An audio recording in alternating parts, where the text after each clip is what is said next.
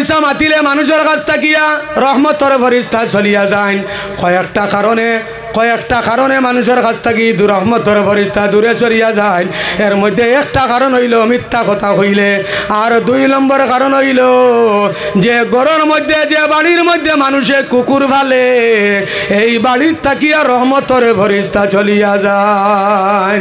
কুকুর ভালা যাই যাচ্ছে আমার বুজুর্গন, কুকুর ভালতাই পারো।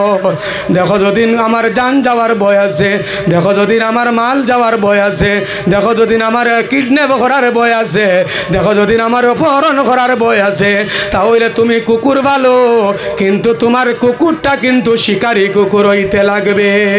কিতা কুকুর? শিকারী কুকুর। এখন শিকারী কুকুরও কিভাবে হইতো শরীয়তে সিদ্ধান্ত করে দিলাইছে, শিকারী কুকুর ওলা হইতো তোমার ইশারার লগে হে আয়, ইশারার লগে যায়, আর শিকার ধরিয়া আর তুমি ছাড়া কেউরে দে না। বুঝছো নি মাতিকান আমার বুজুর্গ? তোমার ইশারার লগে কুকুর যায়, তোমার ইশারার লগে কুকুর আয়, আর শিকার ধরলে মালিক ছাড়া কেউরে দে না। ওলা যেদিন তোমার কুকুর বানাইতে পারো, তাহলে কুকুর ভালা যাই যাচ্ছে। কবেটা ইলা বানাইতাম পারবো কোনটা থেকে পারবনি? যদি তুমি ইলা বানাইতে পারো না, তাহলে জানিয়া রাখিও কুকুর বালা কিন্তু যাই নাই। কুকুর যে ব্যক্তি বালিব, তার বাড়ির মধ্যে রহমতর ফরিস্তা কোনো সময় ঢুকইন না। আর 2 নম্বরে আরো একটা কারণে রহমতর ফরিস্তা ঢুকইন না, সেই কারণটা হইয়া তাহলো যে ঘরের মধ্যে তসউর লাগাইল থাকে, যে ঘরের মধ্যে ফটো লাগাইল থাকে, যে ঘরের মধ্যে জন্তু জানোয়ারের ফটো থাকে, যে ঘরের মধ্যে মানুষের ফটো থাকে, যে ঘরের মধ্যে গুড়ার ফটো থাকে, যে ঘরের মধ্যে কোনো জানদার জিনিসের ফটো থাকে, আল্লাহ রসুলে ফরমাইন এই ঘরের মধ্যে রহমতর ফরিস্তা ঢুকইন না।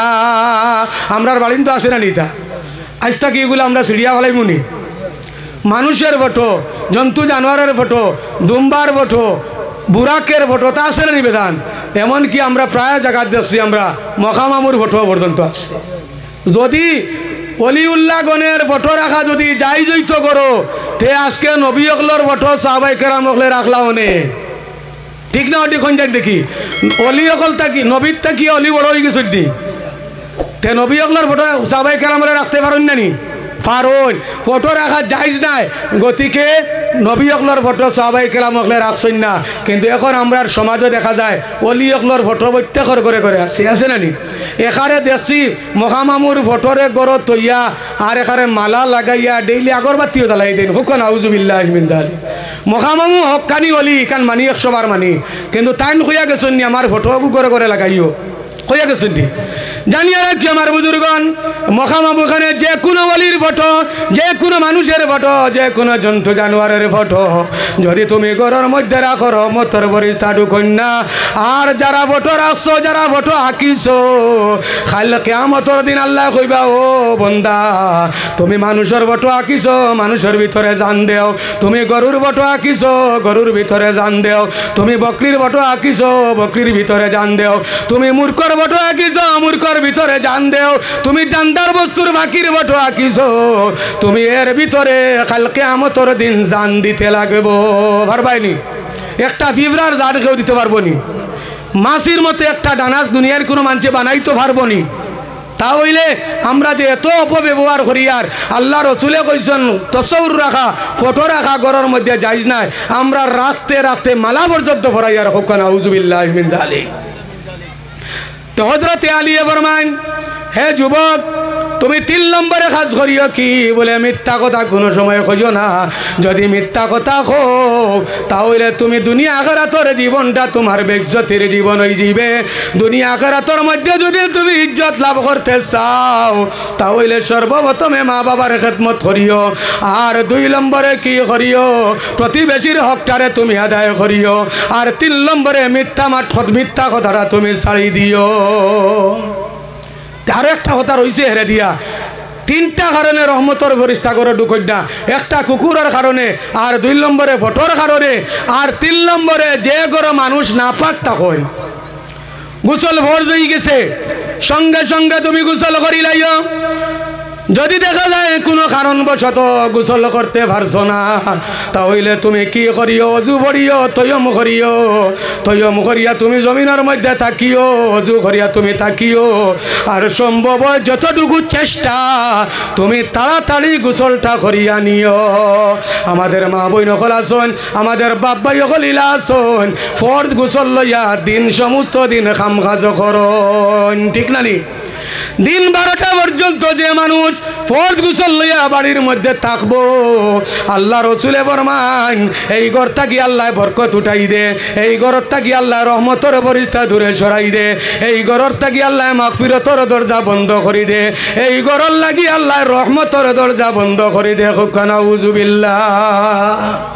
আমরা বরকত হইতো কিলা, রিজেক পাইতাম কিলা, আমরা আল্লাহর কাছ থেকে মাপ পাইতাম কিলা, মূল্য আমরা বেড়া লাগাইয়া তৈ দিছি।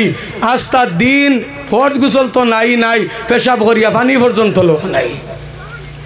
80% মুসলমানে পেশাব করি পানি লয় না, ডেলা লয় না, ঠিক না? ঠিক খঞ্চান দেখি আপনারা উভয়া পেশাব পর্যন্ত খতরা মুসলমানে। ও যে আমি আগে কইছি ইমান মজবুত নাই, ইমান যদি মজবুত থাকতো তে উভয়ে পেশাব করতো না। ইমান যদি মজবুত থাকতো তাহলে সে কোনো সময় ইসলাম বিরোধী কাজ করতো না, ঠিক না নি আমার বুজুর্গণ? হযরত আলী ফরমান 4 নম্বরে তুমি আরো একটা কাজ করিয়া তুমি দুনিয়া আখিরাত সম্মানী বনি যাইবাই। 4 নম্বরে কাজ হইয়া থাকলো তুমি কোনো সময় অহংকারী করিও না। আমার চাকরি হয়ে গেছে, আমি অহংকারী করতে আছি, আমি কি করছি? আমি বড় একটা দোকান খুলি লাইছি, আমার অহংকার ভিতরে আইছে। আমি টাকা পয়সার মালিক বনি গেছি, আমি জমিনের মালিক বনি গেছি, আমি ধন সম্পত্তিওয়ালা বনি গেছি, আমি আওলাদ পাইলাইছি, আমি ছেলে সন্তান বেশি পাইলাইছি। আলা মানুষের ভিতরে অহংকার থাকে, খারাপ পৈত্রা নিয়ে আমার ইতাও আছে।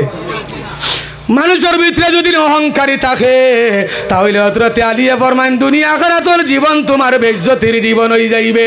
তোমার যদি আল্লাহ দন দেন তাহলে তুমি শুকরিয়া আদায় করিও, তুমি যদি বড় একটা ঘর বানাও তাহলে শুকরিয়া আদায় করিও, তুমি যদি দুনিয়ার জমিন ক্রয় বিক্রয় করো তাহলে তুমি শুকরিয়া আদায় করিও, তোমার যদি আল্লাহ যদি ধনী বানাইলাই তখন তুমি শুকরিয়া আদায় করিও। অহংকার করিও না, আমারে আল্লাহ ধনী বানাইছেন, আমি বালা খাইয়ার, আর আমার বাসের একজন মানুষ গরিব, তারে তুমি কোনো সময় হিংসার নজরে চাইও না।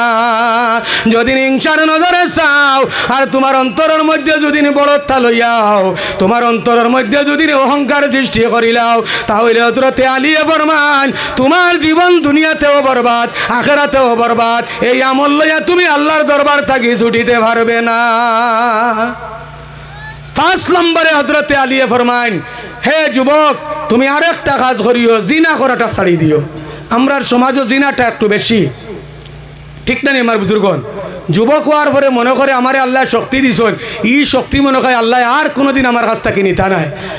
হে যুবক একটাবার চিন্তা করো, তোমার বাবা বৃদ্ধ হইছেন, তোমার দাদা বৃদ্ধ হইয়া মারা গেছেন, তোমার দাদি বৃদ্ধ হইছেন, তোমার মা বৃদ্ধ হইছেন, তুমি তো একসময় বৃদ্ধ হইবে নানি, হইবে নানি? তোমার শরীরের পাওয়ার, শরীরের শক্তি, শরীরের বাহাদুরি রইবনি কোন চাই? রইতো নাই। কিন্তু জানিয়ে রাখিও আল্লাহ রসুল ফরমান যে যুবকে তার জুবান কিরে আল্লাহর রাস্তাতে ব্যয় করছে, তার জুয়ান কিরে সে কি করছে? নমাজের মধ্যে ব্যয় করছে। তার জুয়ান কিরে সে কি করছে? আল্লাহ রাস্তার, আল্লাহ রেজামন্দির উদ্দেশ্যে জুয়ান কিরে কাটাইছে। কাল কিয়ামতের দিন এই যুবকরে আল্লাহ তার আরশের ছায়ার তলে জায়গা দিব। সুবহানাল্লাহ।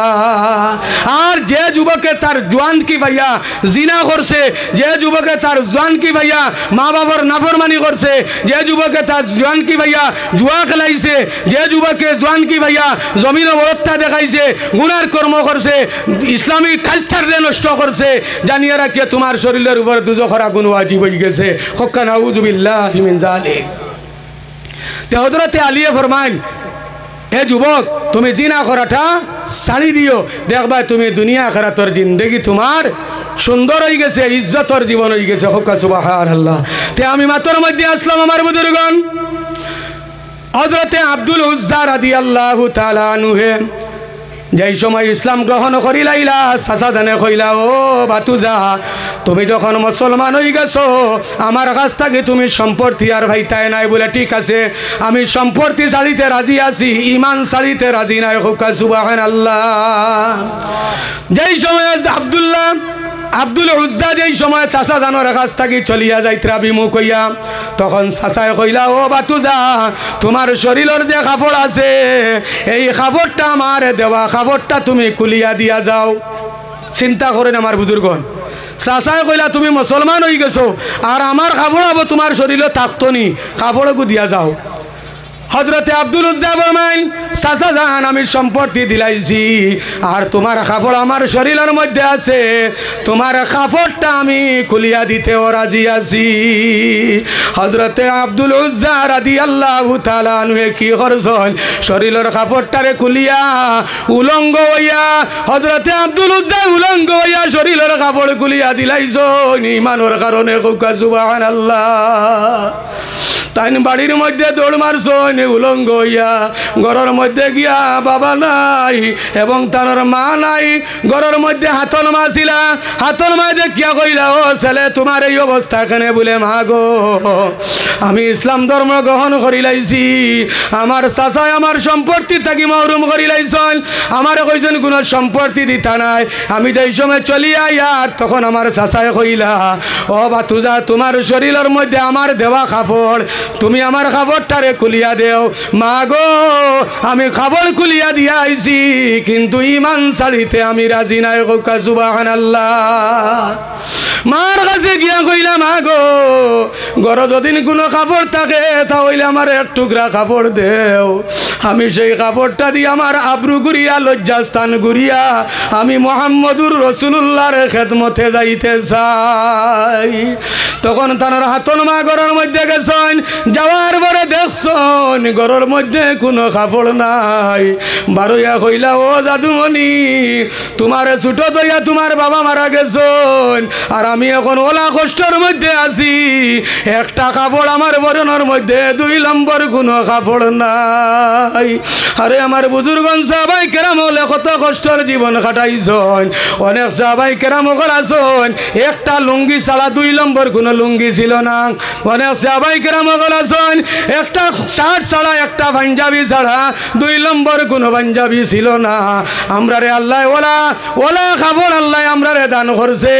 এখন যুবকের ঘরের মধ্যে যদি যাও তাহলে দেখবাই 1 সেট 2 সেট থাকি লইয়া 10-12 সেট পর্যন্ত ঘর কাপড় আছে, ঠিক না নি? ইটা কাপড় যদি ঘরের মধ্যে রাখুন আর যদি বৎসর 1 দিনও যদি ব্যবহার করেন না তাহলে এই কাপড়ের জখাত দিতে লাগবে। সুবহানাল্লাহ। কাপড় সৎকা করা বহুত বড় এক সৎকা। আল্লাহ রসুলে ফরমান যদি কোনো মানুষে কাপড় সৎকা করে তে যে মানুষের সৎকা করছে এই মানুষে যতদিন কাপড় পিন্ধিব অতদিন এই মানুষ আল্লাহর জামানত রইব। আর যে কাপড় দিছে এই মানুষরে দুনিয়ার মানুষে যদি বেইজ্জত করে, কোনো কষ্ট দেয়, কোনো কটু কথা কয়, তার উপর আল্লাহ নারাজ হয়ে যায়। খুব সুবহানাল্লাহ। কাপড় দেওয়া সব আছে, কাপড় সৎকা করিও, লুঙ্গি গরিবরে সৎকা করিও, পাঞ্জাবি সৎকা করিও, তকি সৎকা করিও, গেঞ্জি সৎকা করিও, কাপড় সৎকা করিও। করলে তুমি যতদিন এই মানুষে কাপড় লাগাইব তুমি আল্লাহর জামানত রইবা। খুব সুবহানাল্লাহ। হযরতে আব্দুল উজ্জা রাদিয়াল্লাহু তাআলা আনহু মার কাছে গিয়া কইলা, মা গো এক টুকরা কাপড় দেও, আমার শরীরের লজ্জাস্থান ঘুরিয়া আমি নবীজির কাছে যাইতে চাই। মা ঘরের মধ্যে গেছেন, যাওয়ার পরে কোনো কাপড় নাই, একটা কম্বল ঘরের মধ্যে ভাইছেন। কি ভাইছেন? একটা কম্বল ঘরের মধ্যে ভাইছেন, ওটারে 2 বাঞ্চ করছেন, করিয়া মাঝে দিয়ে খাটিছেন। খাটিয়া কইলা, জাদুমণি এক টুকরা দিয়া তোমার আব্রুটারে তুমি গুরো আর এক টুকরা আমি ব্যবহারের জন্য ঘর রাখছি। সুবহানাল্লাহ। ইলা কাপড় আমরা কোনোদিন পরিধান করলাম নি? গরর লুঙ্গি ভারিয়া 2 জনে 2 টুকরা করলাম নি? গরর কমল ভারিয়া 2 জনে 2 টুকরা ব্যবহার করলাম নি? গরর লেপ পারিয়া 2 জনে 2 টুকরা ব্যবহার করলাম নি? আল্লাহর শুকরিয়া আদায় করো, এটা নবীর দোয়া। আল্লাহর নবী দোয়া করছেন, আল্লাহ আমার উম্মতরে কোনো কষ্ট দিও না, ইতারে বুকা মারিও না, আমার উম্মতরে তুমি একলগে মারিও না, আমার উম্মতে তওবা করলে মাফ করে দিও। সুবহানাল্লাহ। নবীর দোয়ার কারণে আমরা আছি, নাইলে আমরা একসঙ্গে মরিয়া ইতা যে তা দুনিয়ার যে পরিমাণ আপনার গুনাহ চলতে আছে, যে পরিমাণ গুনাহ চলতে আছে, যদি নবীর দোয়া থাকতো না তে আজকে এই দুনিয়ারে আল্লাহ ধ্বংস করিয়া ছাড়িল রে। ঠিক না নি আমার বুজুর্গণ? কারণ জমিনও পাপে জাগা ওর না, জমিনও পাপে জাগাওর না। যদিন আল্লাহ ইতা পাপ ধরতো, দুনিয়ার মূল্য যদিন আল্লাহর কাছে থাকতো, তাহলে মুমিন ছাড়া কোনো বেটা দুনিয়ার জমিনে থাকতে পারলাই না অনে। আর মুমিন ছাড়া কোনো বেটা এক ফুটা পানিও দুনিয়াত মিলল না অনে। হোক্কা সুবহানাল্লাহ। আল্লাহ গুনাহগারদেরও রিজেক্ট দিতরা, নেককারদেরও রিজেক্ট দিতরা। যেগে জীবনে নমাজ এখন পড়ে না, ইগুরেও রিজেক্ট দিতরা। মেঘ দিলে যেগুর জমিনও যেগে নমাজ পড়ে না, ইগুর জমিনও মেঘ বালাইতরা। আর যেগে নমাজ পড়ে ইগুর জমিনও মেঘ দিতরা। এটা আল্লাহর শুক্রিয়া নানি কোন চাই। আমার ওয়াজিতা হয়তো আপনারা হইতে পারে তা কিতা শুরু করলা, ও তার দরকার। দেখুন আমার বুজুর্গান, হযরতে আব্দুল উজ্জা রাদিয়াল্লাহু তাআলা আনহু কমল দিয়া তান শরীরে আবৃত্ত করিয়া রসুল্লাহর কাছে গেছেন। আল্লাহ রসুলে দেখিয়া কইলা, ও যুবক, তোমারে তো আমি পরিচয় পাইছে না, তুমি খে? বলে, ইয়া রাসূলুল্লাহ, আমি হইয়া থাকলাম একজন যুবক। বলে, তুমি এই অবস্থায় এখানে একটা কমল বিন্দি আইলা, তোমার শরীর কাপড় নাই এখানে? আল্লাহ রসুলে জিজ্ঞাসা করার পরে যুবকে কইল, ইয়া রাসূলুল্লাহ, আমি আপনার কলিমা পড়িয়া আপনারে আর আল্লাহর উপর বিশ্বাস স্থাপন করিয়া আমি মুসলমান হয়ে গেছি। আমার চাচা হইয়া থাকলা বেদিন, তাই মুসলমান হইছেন না। ছোটবেলা আমারে ছোট হইয়া আমার বাবা মারা গেছেন, আর আমারে ছোট হইয়া আমার বাবা আরেকটা শাদি করছেন। শাদি করার পরে আমার আতন মা দুনিয়ার জমিন আছেন, আমার আসলি মা দুনিয়ায় থাকি গেছেন কি। আমি আপনার উপর বিশ্বাস করিয়া আল্লাহরে বিশ্বাস করিয়া আমি ঈমান আনি লাইছি। বলে, তুমি উলঙ্গ কেনে, তোমার এই অবস্থা কেনে? বলে, ইয়া রাসূলুল্লাহ, আমি যেই সময় ঈমান আনছি আমার চাচা জানে আমার সম্পত্তির থাকি আমারে মহরুম করি লাইছেন, আমার সম্পত্তি থাকি দেন আমারে সরাই দিছেন, আর কইছেন আমার সম্পত্তি আমার বাবার সম্পত্তিরে আমারে দিতা নাই। আমি যত সময় পর্যন্ত ইসলাম ধর্ম ছাড়িব না, আমি আমার চাচা জানরে কইয়া আইছি, ও চাচা জান, আমি সম্পত্তি দিতে রাজি আছি, কিন্তু রাসূলুল্লাহর কলিমা ছাড়িতে আমি রাজি নাই। হোক সুবহানাল্লাহ। 2 নম্বরে, ইয়া রাসূলুল্লাহ, আমার চাচার কাছ থেকে যেই সময় আমি চলিয়া আইতেছি, তখন দেখা যায় আমার চাচায় দাবি করি লাইছেন যে আমার শরীরের মধ্যে কিছু কাপড় টান দেওয়া ছিল। তাই দাবি করছেন কাপড়গুলা তানোর খুলিয়া দিতাম। ইয়া রাসূলুল্লাহ, কাপড়গুলা আমি খুলিয়া উলঙ্গ হইয়া আইছি আপনার খেদমত। রাসূলুল্লাহ ফরমাইন, আমার সাহাবায়ে কেরাম কল, তোমরা কেউ আছো নি রে? কেউর কাছে এক্সট্রা কোনো কাপড় আছে নি রে? আমার আব্দুল উজ্জারে তুমি তাই কাপড় দান করো। রাসূলুল্লাহ ফরমাইন, আব্দুল উজ্জা, তোমার নাম আসলো আব্দুল উজ্জা, তুমি হইয়াতে হলে উজ্জার গোলাম। আর আজকে আমি মুহাম্মদুর রাসূলুল্লাহ, তোমার টাইটেল দিলাম আব্দুল্লাহ, তুমি হইয়া থাকলা আল্লাহর গোলাম। হোক সুবহানাল্লাহ। তুমি আল্লাহর গোলাম, আমি নবী দিয়ে টাইটেল দিলাম, তোমার নাম রাখলাম কিতা? আমিন। রাসূলুল্লাহ তোমার নাম রাখছি আব্দুল্লাহ। আগে আসলো আব্দুল উজ্জা, উজ্জার গুলাম। এখন তোমার নাম বদলাই আমি নবী দিয়ে রাখছি আব্দুল্লাহ, তুমি উজ্জার গুলাম না, এখন তুমি আল্লাহর গুলাম। হোক সুবহানাল্লাহ। সবাই কেরাম বলে কইলা, ও আমার সাহাবাই কেরামগণ, তোমার কাছে যদি কোনো এক্সট্রা কাপড় থাকে তা হইলে দেও আমার আব্দুল্লাহ তান সুন্দরভাবে তান দেহটারে গুরক্কা। কিছু সংখ্যক সাহাবী হলে কাপড় দিছল, আল্লাহ রসুলে পেটর দিকে চাইল, সবার পরে দেখুন আব্দুল্লাহর পেটে আর পিঠে লাগি গেছে। জিজ্ঞাসা করলা, কইলা, ও আব্দুল্লাহ তুমি উপবাস নি? বলে, ইয়া রাসূলুল্লাহ, 3 দিন থাকি উপবাস। 3 দিনের দিন যেই সময় খাওয়ার মধ্যে বইছি, আর বোয়ার পরে আমার চাচা জানরে কইছি আব্দুল্লাহর বেটা মোহাম্মদ রে মানুননি, তাই মানছন। আর যেমনে কইছি তানরে মানি আমি ইসলাম ধর্ম গ্রহণ করি লাইছি। ইয়া রাসূলুল্লাহ, আমারে খাদ্য না খাওয়াই আমারে তাড়াইয়া দিছন। এমত অবস্থায় আমি পেটর ক্ষুধা লইয়া তোমার দরবার হইয়া হাজির হইছি। রাসূলুল্লাহ ফরমাইন, আমার সাহাবায়ে কেরামগণ, তোমরার কাছে কোনো খাওয়ার ব্যবস্থা থাকলে আমার আব্দুল্লাহ রে তোমরা খাওয়াও। সাহাবায়ে কেরাম সকল দৌড় দিছন, বাড়ির মধ্যে গিয়া গাছ থাকি গিয়া খাজুর বাড়িছন, আর খাজুর আনিয়া রাসূলুল্লাহর কাছে দিছন।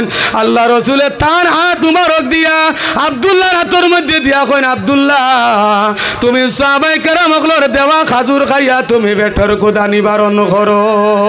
হযরতে আব্দুল্লাহ সাহাবায়ে কেরামগুলোর খাজুর ভাইয়া পেট ভরিয়া তাহান শরীরের পেটের ক্ষুধা তাই নিবারণ করো। এমত অবস্থায় দেখা যায় আব্দুল্লাহ কয়েকদিন রাসূলুল্লাহর নিকটে রইছেন।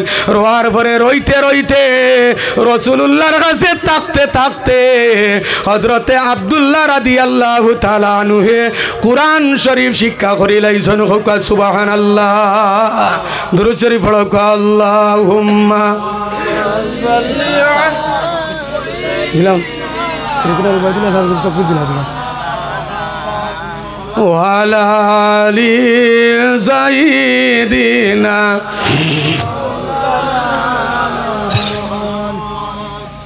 নারে তাকবীর, নারে তাকবীর, নারে রিসালাত, নারে রিসালাত। আলহাজ হযরত মাওলানা হযরত শ্রীকুলি সাহেব, আলহাজ হযরত মাওলানা হযরত শ্রীকুলি সাহেব, উবাইদুল্লাহ সাহেব, আলহাজ হযরত মাওলানা হযরত শ্রীকুলি উবাইদুল্লাহ সাহেব। নারে তাকবীর,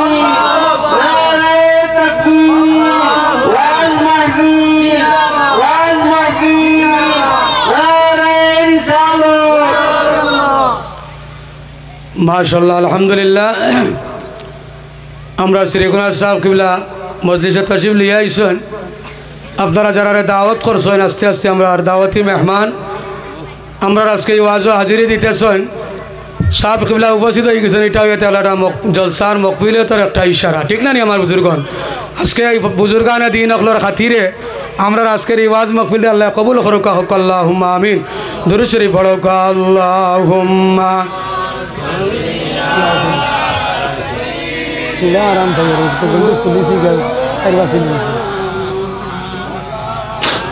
ওয়ালা আলি সাইয়্যিদিনা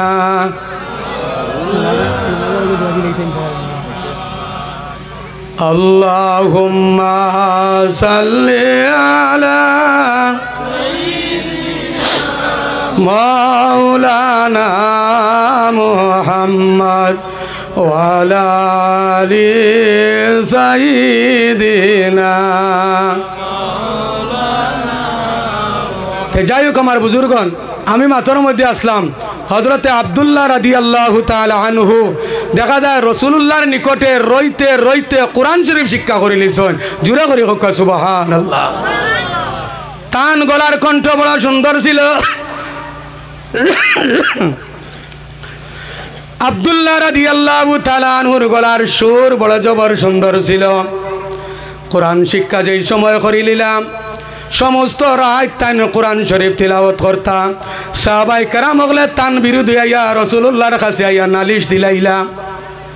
আল্লাহর নবীর কাছে আইয়া কই ইয়া রাসূলুল্লাহ আপনার আব্দুল্লাহ সারা রাত ওলা তিলাওয়াত করুন, তানোর কারণে তান তিলাওয়াতের কারণে আমরা ঘুমাইতাম পারি না। বর্তমান যুগে দেখবাই সবই না খতম হয় নানি, মাইক দিয়ে করা হয়, মাইক দিয়ে করা জায়েজ আছে, কোনো অসুবিধা নাই, কিন্তু শরীয়তে অতিরঞ্জিত জিনিস কিন্তু জায়েজ নাই। বুঝছো নি মাতি কেন আমার বুজুর্গ? মাইক দিয়ে পড়াও, ভলিউম কমাও, বক্স দিয়ে পড়াও, কোনো অসুবিধা নাই। আর তুমি এমন মাইক বাজানি শুরু করলাই তোমার দাঁড়র বাড়ি যদি কোনো মানুষ বেমারি থাকে তার কিয়ামত হয়ে যায়। মাঞ্চরে কষ্ট দেওয়া হারাম, মাঞ্চরে কষ্ট দেওয়া হারাম। এখন তুমি যদি সবিনা খতম পড়াও মাইক দিয়া আর ধারা কাছার মানুষ যদি এখানে কেউ আর ঘুমাইতে পারেন না, ই সবিনা খতমের কোনো চাপ পাইবানি শুনছেন। আর মনে যদি তাকে মানছে মনক আমি খুব পড়াইয়া তাহলে এ খরব পরিমাণ কোনো চাপ পাইতা নাই। গতিকে আমার বুজুর্গন সবিনা খতম মাইক বড় কোনো অসুবিধা নাই। আল্লাহ রব্বুল আলামিন কোরআন শরীফের মধ্যে ঘোষণা করেন ইজা কুরিয়াল কুরআনু ফাসতামিউ লাহু ওয়া আনসিতু লাআল্লাকুম তুরহামুন। যেই সময় কোরআন শরীফ তিলাওয়াত করা হইব, কোরআন শরীফ যেই সময় তিলাওয়াত করা হইব আল্লাহ কতরা তুমি তানে খামোশ থাকো, চুপ থাকো, সেটারে দিলর কান দিয়া তুমি তান শ্রবণ করো। আমরা এই সময় শুনিনি, জি না শুনি না, কিন্তু এই আয়াতে কর কোরআন শরীফ তিলাওয়াত করলে তুমি খেয়াল করি শুনতায়, এতে বাড়িত পইয়া শুনো, মফিল আইয়া শুনো, কোনো অসুবিধা নাই। তুমি খেয়াল করে শুনলে তুমি সবের অধিকারী হইবা। কিন্তু আমার বুজুর্গণ, আমি হারাম হইয়ার না, নাজাইজ হইয়ার না, মাইক তিলাওয়াত করা যাইজ আছে। যদি কোনো মানুষে খেয়াল করি শুনে তাহলে তো সে সবের অধিকারী বনি যাইবে। আর যদি কোনো মানুষে খেয়াল করি শুনে না, তার গুনাহ হইতো না। কিন্তু যদি কোনো মানুষের কষ্ট হয় তাহলে তুমি গুনাহগার হইবাই। তাহলে নিয়ম হইল শরীয়তে অতিরঞ্জিত জিনিসটা কিন্তু যাইজ নাই। কিন্তু জানিয়া রাখি আমার বুজুর্গণ, হযরতে আব্দুল্লাহ রাদিয়াল্লাহু তাআলা আনহু কুরআন শরীফের শিক্ষায় শিক্ষিত হয়ে গেলা। সাহাবায়ে কেরাম বলে গিয়া এখন, ইয়া রাসূলুল্লাহ, তোমার আব্দুল্লাহ ওলা তিলাওয়াত করুন, তার কারণে আমরা ঘরের মধ্যে ঘুমাইতে পারি না। রাসূলুল্লাহ ফরমাইলো, আমার সাহাবায়ে কেরাম হল, আমার আব্দুল্লাহ সম্পত্তি ত্যাগ করিয়া ইসলামের আশ্রয় লইছেন। আমার আব্দুল্লাহ শরীরের কাপড় পর্যন্ত খুলিয়া ইসলামের আশ্রয় লইছেন। আমার আব্দুল্লাহ তাই ইমান লইয়া, ইমান মজবুত করিয়া আমার আশ্রয় লইছেন। আর আমার কাছে তাকি তাকি তাই কোরআন শরীফের শিক্ষা গ্রহণ করছেন। হে সাহাবায়ে কেরাম হল, আমার আব্দুল্লাহ তান জেলা ইচ্ছা তান তিলাওয়াত করুকা, তুমি তান কোন সময় আমার আব্দুল্লাহ রে বাধা দিও না। হুকা সুবহানাল্লাহ। এর কারণে নিয়ম হইল আমার বুজুর্গণ, ঘরের মধ্যে তিলাওয়াত করতায়। যদি কোনো মানুষের সূরা ইয়াসিন যদি ডেইলি একবার তিলাওয়াত করে, তাহলে তার আমলনামার মধ্যে 10 খতম কোরআনের সওয়াব আল্লাহ দিন। হুকা সুবহানাল্লাহ।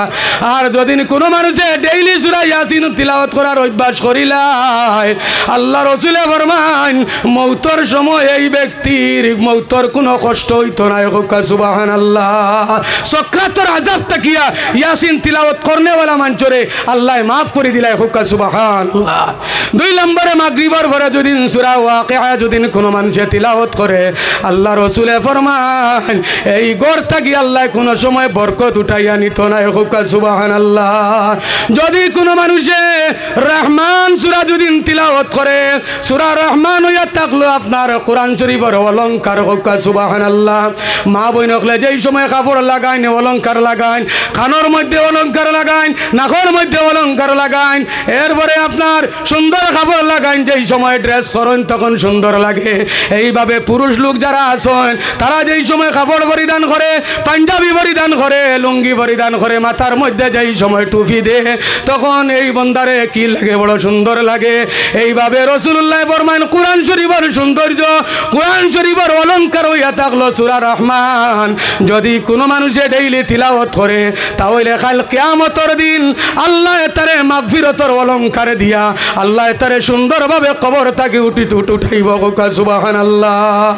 আর 3 নম্বরে যদি কোনো মানুষে সূরা মুলুক যদি রাত্রে ঘুমাইবার আগে তিলাওয়াত করে, তাহলে রাসূলুল্লাহ ফরমান এই ব্যক্তির কবরের আযাব রে আল্লাহ মাফ করে দিলায়। হুকা সুবহানাল্লাহ। সূরা মুলুক তাবারাকাল্লাযী বিয়াদিহিল মুলকু ওয়া হুয়া আলা কুল্লি শাইইন কাদির, এই সূরা যদি কোনো মানুষে ডেইলি ঘুমাইবার আগে পড়ে, তাহলে মারা যাওয়ার পরে কবরের আযাব রে আল্লাহ মাফ করে দিলায়। এই সূরারে আল্লাহ একজন যুবক দিয়ে, আল্লাহ একজন ফেরেশতা দিয়া যুবকের আকৃতি ধরাইব। যেই সময় কবরে কেউ থাকতা নাই, তখন সুন্দর একজন যুবক আকৃতি করিয়া আল্লাহ সূরা মুলুকরে তোমার কবরের মধ্যে নিয়ে দাঁড় করাইবা।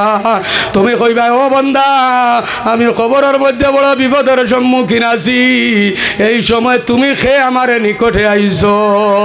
এই যুবকে কইব, আমি তোমার দুনিয়ায় থাকতে যে মুলুক তিলাওয়াত করছলাই, ও মুলুকরে আল্লাহ একজন ফেরেশতার আকৃতি করি আমার কাছে দিয়েছেন। বলে তুমি কিতাল লাগি আইছো? বলে আমি আইছি যত সময় পর্যন্ত আমি তোমার জান্নাত পর্যন্ত পৌঁছাইয়া দিব না, তত সময় তোমার নিকট থাকি ছড়িয়া যাইতাম না। হুকা সুবহানাল্লাহ। দরুদ শরীফ পড়ো। আল্লাহুম্মা আগান দোয়া কি দিবা খাতেই দিছে নওয়াজে দিতা ওয়ালা আলি সাইয়্যিদিনা আল্লাহুম্মা সাল্লি আলা সাইয়্যিদিনা মাওলানা মুহাম্মদ ওয়ালা আলি সাইয়্যিদিনা